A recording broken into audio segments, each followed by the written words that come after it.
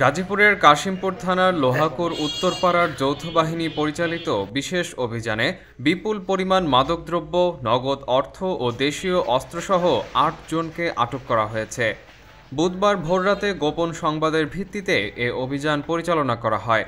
অভিযানে উদ্ধার করা আলামতগুলোর মধ্যে রয়েছে মোট নগদ টাকা ১,৮৮,৫৭০ টাকা, ইয়াবা ৭,০০৫ পিস, অ্যান্ড্রয়েড মোবাইল ১২টি, বাটন মোবাইল ৩টি, ওয়েট মেশিন ১টি, সিসিটিভি কন্ট্রোলার ১টি, গাঁজা ২ কেজি, বিভিন্ন দেশীয় অস্ত্র।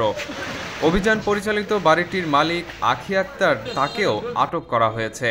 যৌথ বাহিনীর দাবি, এই গ্রুপটি দীর্ঘদিন ধরে এলাকায় মাদক ব্যবসার সক্রিয় চক্র হিসেবে কাজ করছিল। প্রযুক্তিগত সহায়তা এবং গোপন নজরদারির মাধ্যমে তাদের অবস্থান শনাক্ত করে অভিযানটি সফল করা হয়। আটককৃতদের বিরুদ্ধে মাদকদ্রব্য নিয়ন্ত্রণ আইনে মামলা প্রক্রিয়াধীন রয়েছে। মাহবুবুর রহমান সোহেলের তথ্য ও চিত্রে জিহাদ আব্বাসী, কালিয়াকৈর, গাজীপুর।